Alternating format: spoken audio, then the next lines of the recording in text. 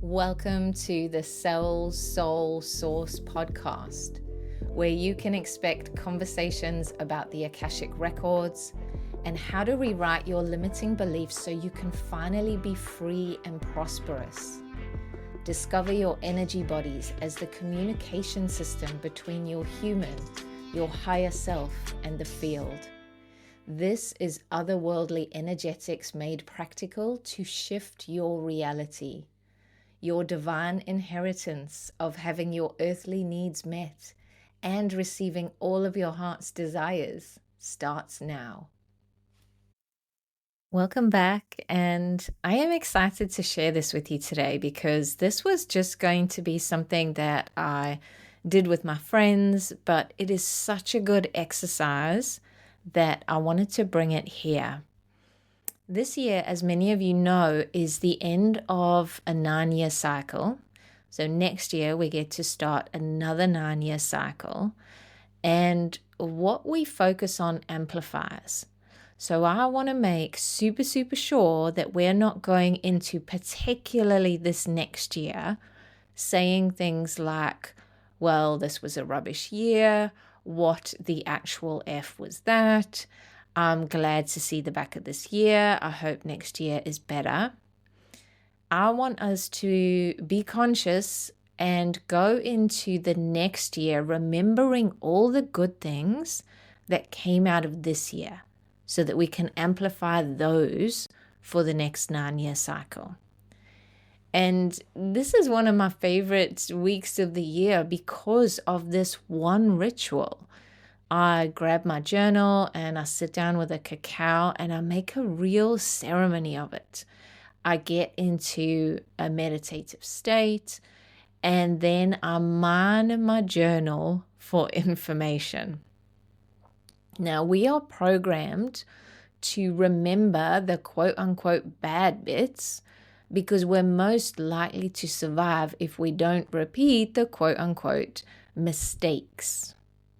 So that means we can get caught in remembering all the things that we labeled as not going well or the things we labeled as bad.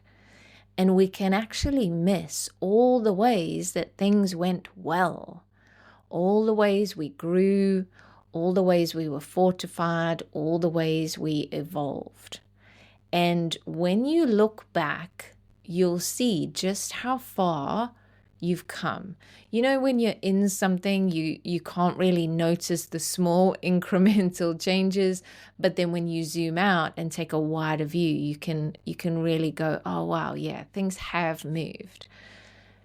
So this is a really great exercise if you're detoxing from your worth being tied to anything, usually results or outcomes or milestones or performances. So if you had offers that maybe didn't sell, or you had a message but you didn't manage to say it, or you didn't help the number of people that you wanted to, or make the money that you wanted to, a survival loop will mark those things as bad, that we did something wrong, that we have something to fix, that we have to try harder, that we can't rest until we solve this issue, and round we go. But this exercise will help you see how you were always winning regardless of outer appearances. It helps you unhook who you became from what you achieved outwardly. And that is so important because those two things were never related. Our bodies just believed they were because of some event tied to our past. So spoiler, your worth is not tied to your results. I just also want to say, if you don't journal, let this be your nudge to start for this reason. I never used to journal. I never kept any kind of diary, not even as a kid.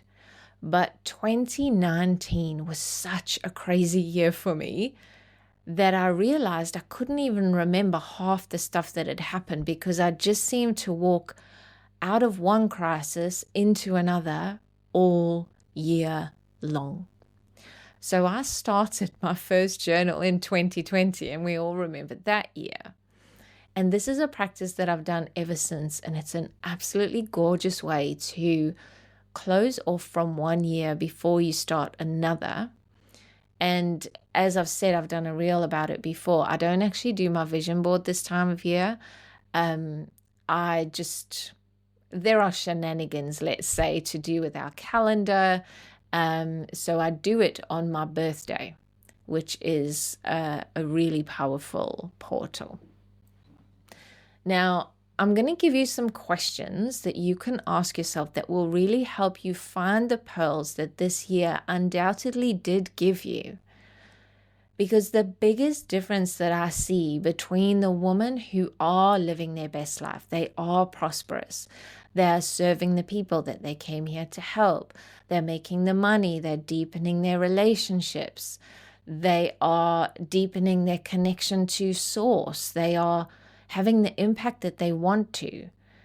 The biggest difference I see between the women who are doing that and the women that are still trying is they ask themselves questions.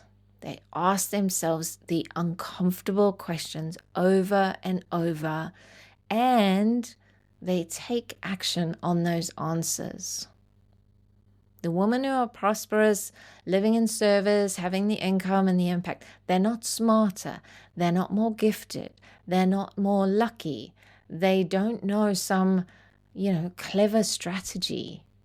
They're just constantly making the simple shifts in who they are, how they're showing up, and they're constantly holding themselves accountable to the truth. They're just being radically honest. That's the only difference. And it's a lifelong practice. If you want to keep expanding into that next level all the time, then this is a lifelong practice. So let's dive into the questions. Number 1. What were the things I was afraid to do but walked through anyway? And I really want you to sit with this one. What were the things I was afraid to do but walked through anyway? I want you to let your body feel how you survived, because those are the moments that build capacity, your security, your power, your leadership, your visibility. Those are the moments that show your body that you survived your fears.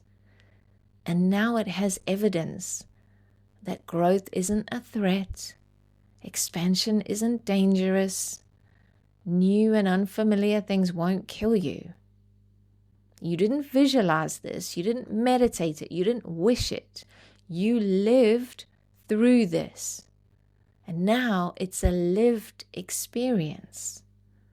And that's why we have bodies, because we are supposed to live our way through these things. That's how you stabilize new frequencies, new energies, new levels. You stabilize them in your body. So number 2, who have I become because of this? Because the woman who walked into that experience or the situation or the happening is not the same woman as the one who walked out. So I'm thinking of a particular challenge that I faced this year. And looking back, I'm proud of how I handled it, even when my voice was shaking. It was a big situation, a big character, a big energy, and I led myself through it. So maybe you were afraid of being rejected or judged or criticized or ridiculed or pitied or punished. Maybe you were afraid of failing or succeeding, being seen or evaluated. Maybe you were afraid of being blamed, but you still did the thing.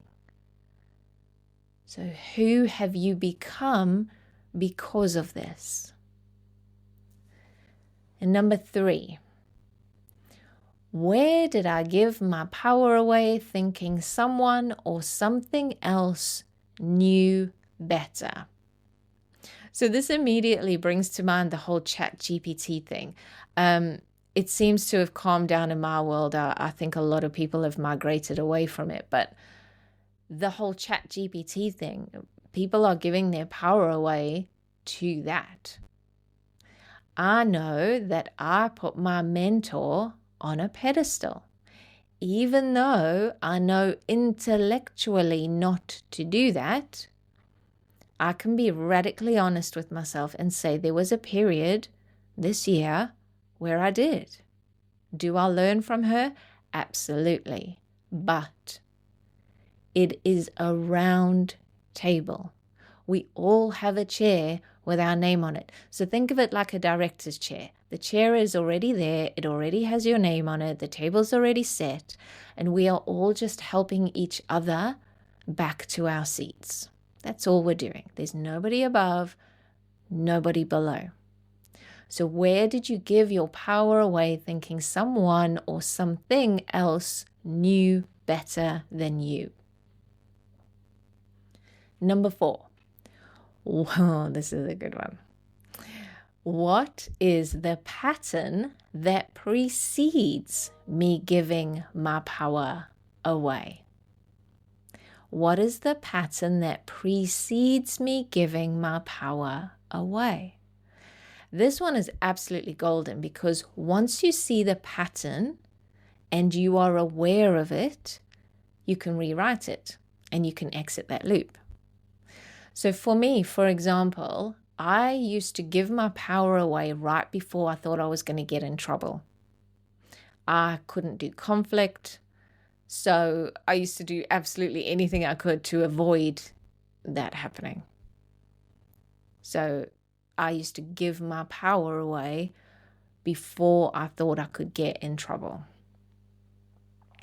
So see if you can notice the pattern. If you notice all the places that you give your power away, and then just think about what kind of happens before in each situation, and you'll come up with a pattern. Number 5, where can I layer more beauty, joy, play, and pleasure? Where can I layer more beauty, joy, play, and pleasure?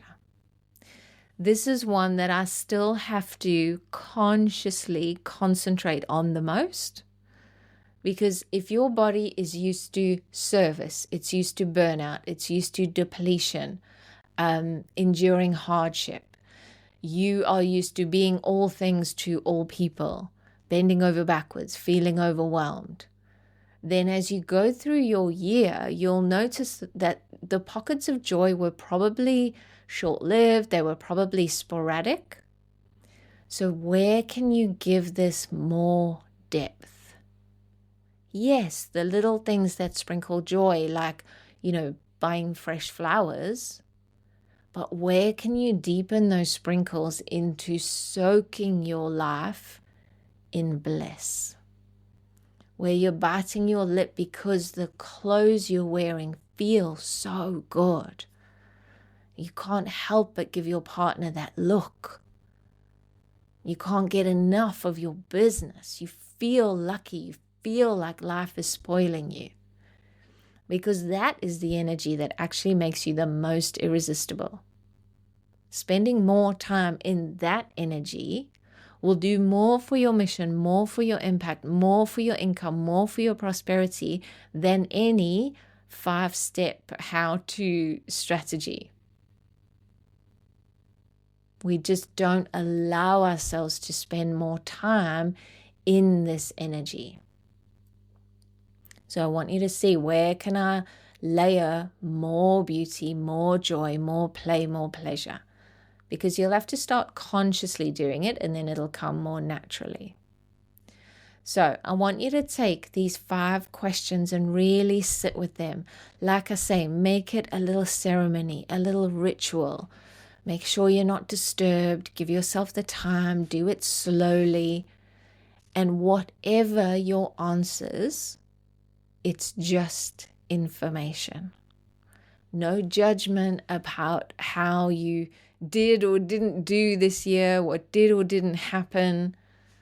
You're looking for the information, because the information you received the capacity you built, the identity you stabilized, the visibility you normalized, the trust you built, the softness you allowed.